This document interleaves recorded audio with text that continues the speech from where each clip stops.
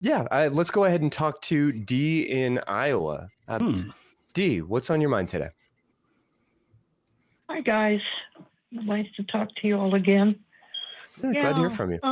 This has been a really rough year for me. And normally I love all the trappings. I'm kind of like Jamie. I love the lights. I love the music. I was very active in choirs in high school and in my early 20s when I was still active in the church. And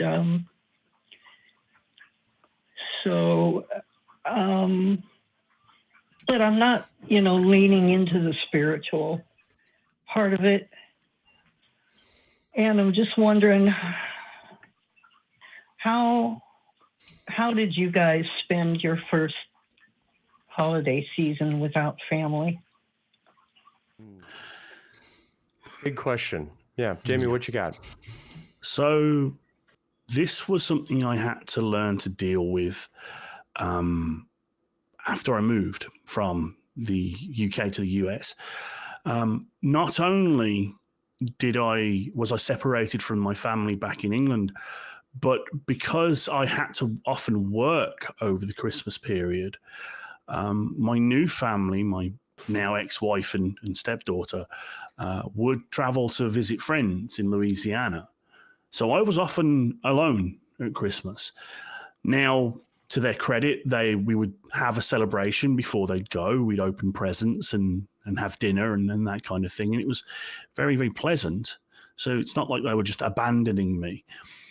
But the way that I've found solace, if I am alone at Christmas, is to realize that while things like Christmas are a special time of year, the sentiments that I hold most important about Christmas, which is renewal, refreshing yourself, taking joy in life in general, and especially connections with friends and family, that doesn't have to just happen on the 25th of December. You could do that every single day.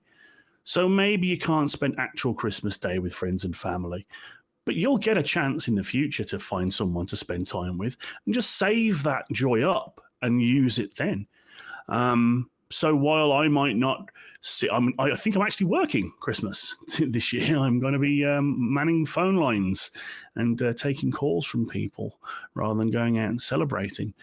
But I will still have the Christmas spirit in me, and I will be Christmasing at anyone who will accept it for until the New Year's come and gone. Yeah, I really relate to that, Jamie. Especially when I was sort of a new atheist and when I was kind of wrestling with or struggling with a lot of my faith and these things, I worked as much as I could. And I actually came to really enjoy that tradition. You may have the opportunity for time and a half or these kinds of things. But whether you are working or just watching a movie or going for a hike, the day gets to be as special or unspecial as you really want for it to be.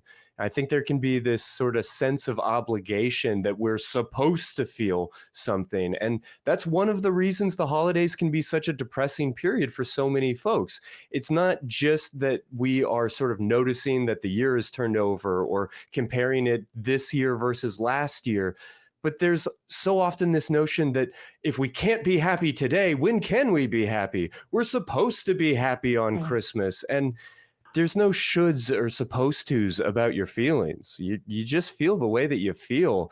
And whatever makes you feel the way you want to feel is what I'd encourage you to lean into. Full stop. No rules to it. Yeah. And I think for me, it was... I've never been religious, so I've never kind of come out of that situation where I'm missing family or anything through losing connections that way. I have lost both of my parents. I lost my father 12 years ago and my mother a couple of years ago, and both around Christmas and the New Year as well. And so it's a very poignant time of year. For me, anyway, coming into this period, I love Christmas. I really do. As an atheist, I love the idea of sitting round the fire with my family with me. And, I've got a young family, and I love that connection of and that closeness to people. So I have that joy, but I also, like I say, I have this poignancy. And absolutely what Christy said, allow your feelings to be present. You're going to feel what you feel. You can't force feelings out. You and I recently talked about Buddhism, and we're both familiar with that kind of practice. And I think you can get some very, very good lessons from that around this kind of subject, in not trying to push feelings away, but just allowing them to be what they are, and just being present with them and observing them and noticing them. It can be really, really healing to do that. And I think that's a very important kind of, it's certainly something that helped me through, especially, when I first lost my parents, and kind of coming into that. It's funny because just before my dad died, I was actually the guest at a Buddhist monastery, and I was staying there for a couple of days, and there was a teacher from Thailand there, and I had quite a lengthy conversation with him about, I knew my father was going to be dying soon. He had cancer, and it was inevitable. It was incurable. So I was having this conversation with him, and he was very straightforward. Thai Buddhist monk in his 70s, straightforward with his advice of not trying to push the feelings away. Be present with the feelings, just allow them to be what they are and recognize them for what they are. And that was tremendously healing. Allowing myself to do that. So, I'm not a professional therapist by any stretch of the imagination. For me, it worked. For me, I found that really healing. And so that is the kind of advice I would give to you. It's a lot from us, D. How does any of that strike you? It's all very helpful. Thank you, Richard. I am still working on making mindfulness more, internalizing it more, and practicing it more. And I can see how that is going to be very helpful here over the next couple of months. So thank you, guys. Thank you all. Yeah, I'm glad to hear it.